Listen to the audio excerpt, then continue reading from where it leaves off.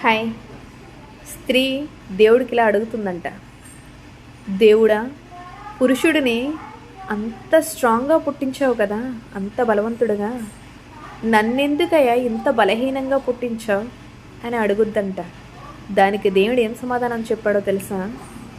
తల్లి, నువ్వు కడుపుతో ఉండి నొప్పులు పడి ఒక మగవాడు జన్మకి కారకురాలువై పాలించి లాలించి తిండి పెట్టి ఓపికతో వాళ్ళని బుజ్జగిస్తూ లాలిస్తూ పెంచి పెద్ద చేస్తున్నావంటే ఆ ధైర్యం, ఆ సాహసం ఎవరిదో కాదు, స్త్రీ యొక్క బలం.